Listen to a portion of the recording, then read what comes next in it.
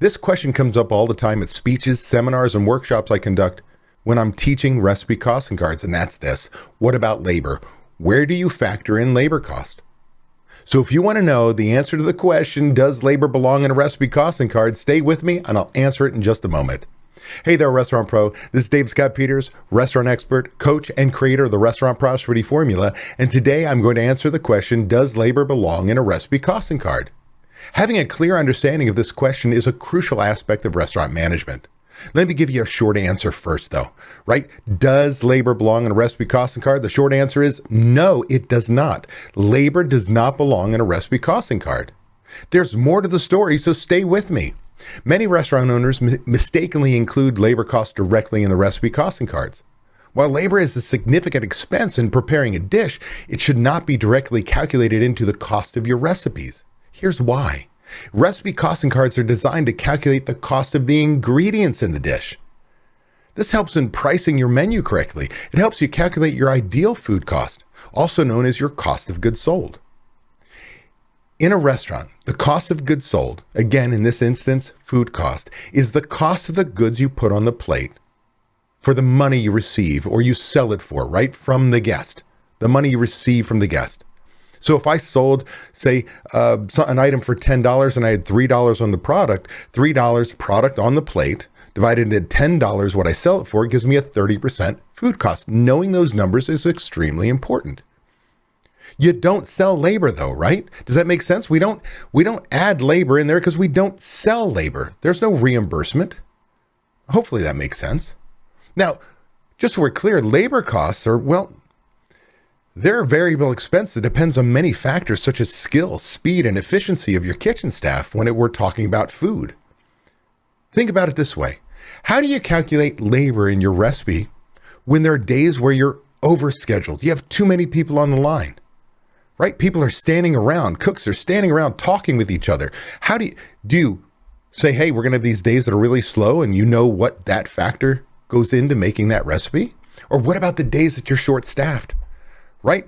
It is not unusual for you to be watching me right now and go, man, I'm short 2 cooks in the kitchen right now. We're running on fumes. I've got people on overtime. They're cranking out food as best they can. Your efficiency's through the roof. How do I calculate the labor then for that change in labor? Overstaffed, understaffed, staffed perfectly. You understand there's too many variables.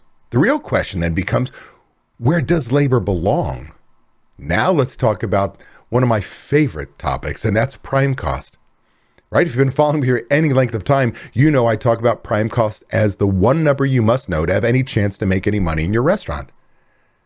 Prime cost is your total cost of goods sold, your COGS, right? Your COGS, plus your total labor costs, including taxes, benefits, insurance. This is where you should be focused.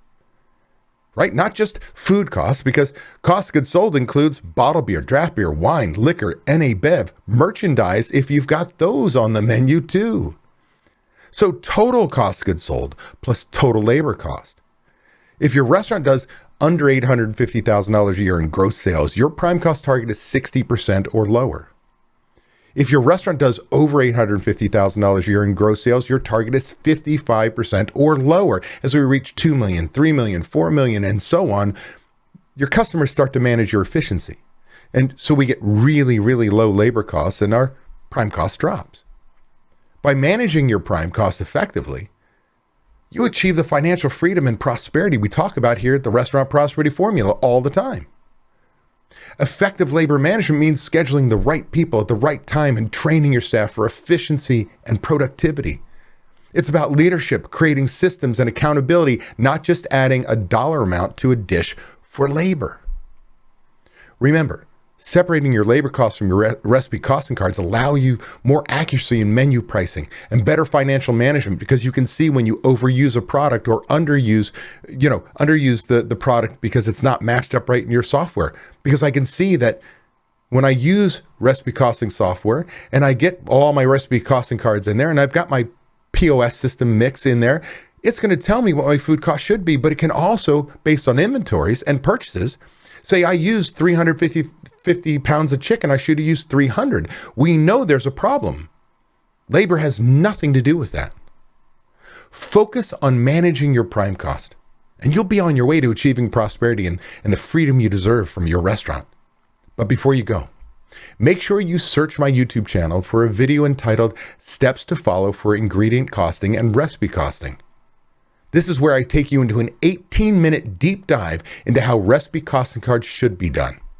Be sure to join me live every Friday at 8 a.m. Pacific time on YouTube, travel schedule permitting, where I'll get you pumped about the upcoming weekend, get you excited about crushing your goals and finding the motivation to be best you possible. Plus, I'll answer your burning questions live.